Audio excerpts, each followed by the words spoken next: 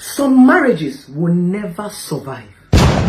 No matter the kind of prayers, no matter the kind of fasting, no matter the kind of advice you want to advise them, some marriages are going to die. This is one bitter reality that your pastor cannot tell you, your mother cannot tell you, your father cannot tell you. I will tell you. You know why some marriages will not survive? You married for the wrong reason. And so long as you married for the wrong reason, that marriage cannot survive. It's like a wrong foundation.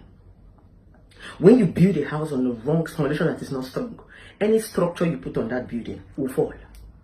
It's except you go back, add more stone, add more gravel, add more sand, add more cement, and solidify that foundation. That's when building can stand on it. If not, anything that goes there will fall.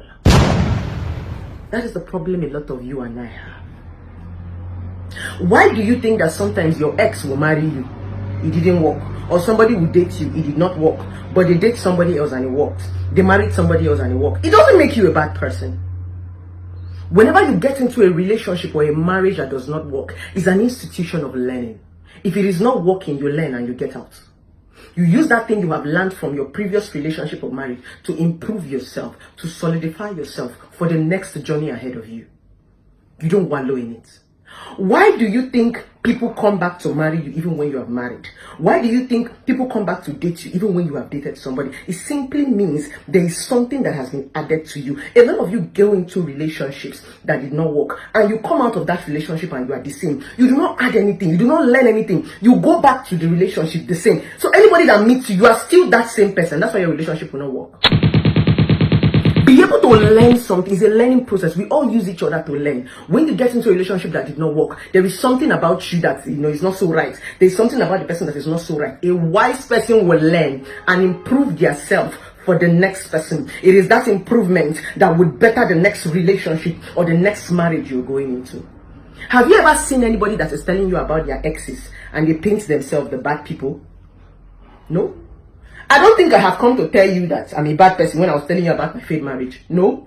People will always be the good one. If you are explaining about your ex will always be the bad one. If your ex is explaining about you, you will always be the bad one.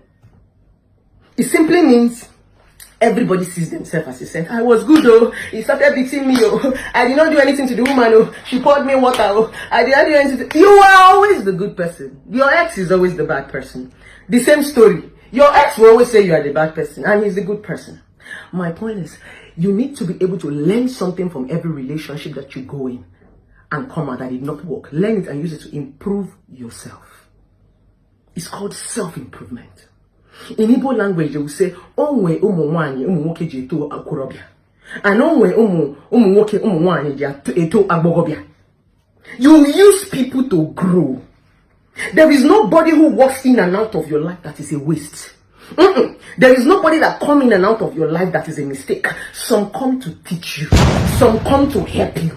Some come to grow you. And some come to stay with you. You need to know when people come and they have finished their line of duty and it's time for them to go. Even though it is hard to say goodbye. But once in a while, when you know that you are done with your line of duty, you put tears in your eyes and you say goodbye. Heartbreak does not kill anybody. Heartbreak has never killed anybody. That man that you thought you were going to die when he left you, are you not still looking at me?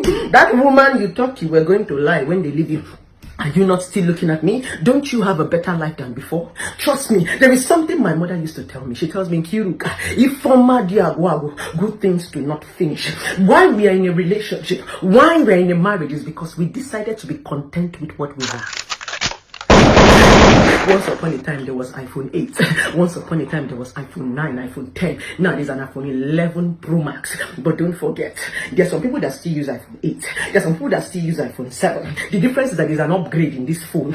But every other iPhone can do the same thing that this iPhone can do. Maybe this one will snap a sharper picture. Maybe this one will do a better thing. But there's a similarity in it. But because you are content with what your iPhone 8 can give to you, you stick to it until you are able to upgrade to an iPhone 11 Pro Max. That is a relationship.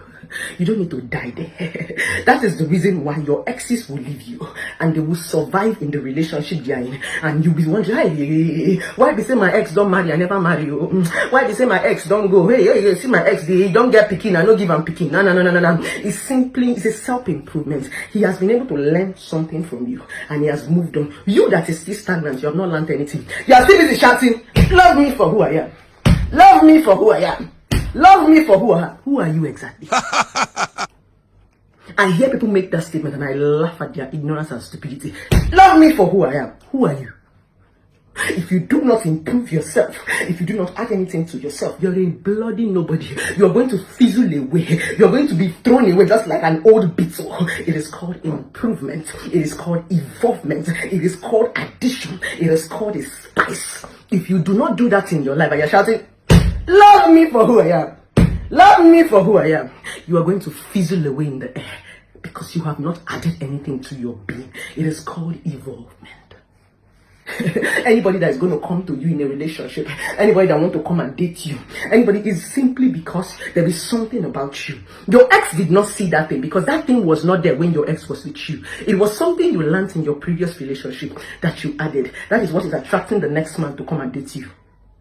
That is what is attracting the next man to come and marry you. That's why you can marry 2 men and marry again. You can marry 4 men and marry again. If you want to marry again, you must learn to add something to your life.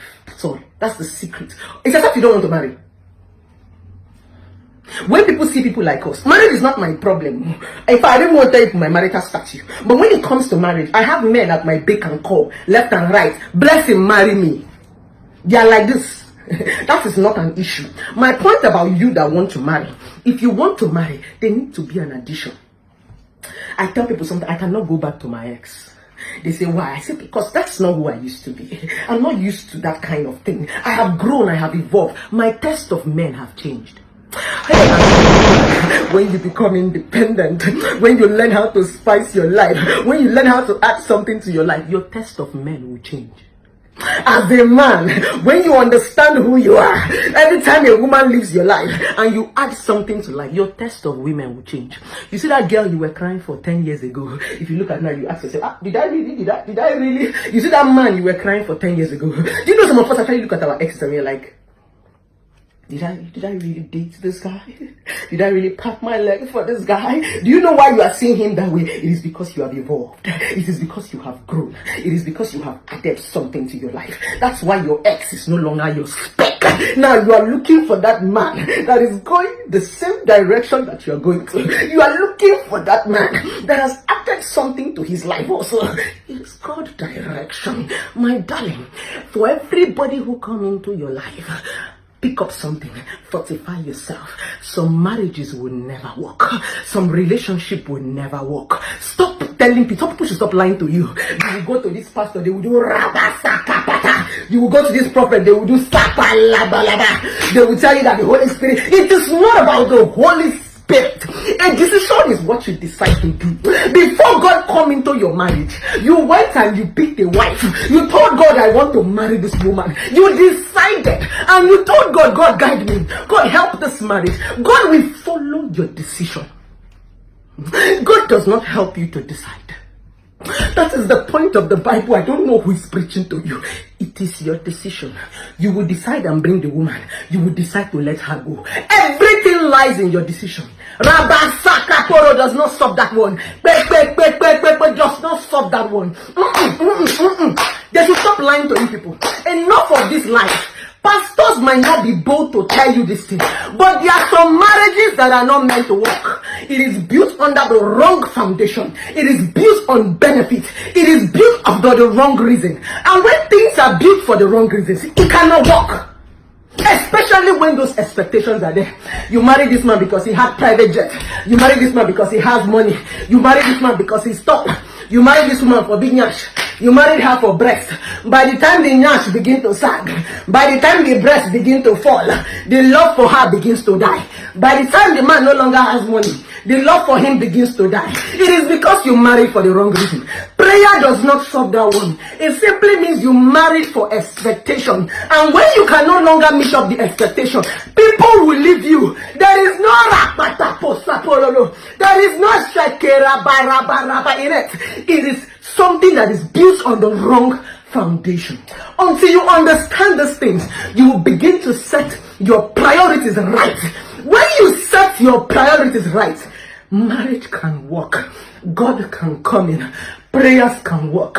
But when the priority is not right, whether you sakarabaraba and the woman married you because of money, so long as there is no money, all your sakarabaraba is a waste, because all she came into the marriage is for money. If you married her for big nash, whether you sakarabaraba, it is only natural for a woman's body to fall after giving birth to children. It is only natural for a woman's body to change after giving birth to children. So if you married her for her body will change. No prayer point will keep a man who married you for your body. No prayer, he will always go for that young girl who has a standing breast. He will always go for that young lady who has a big nyash.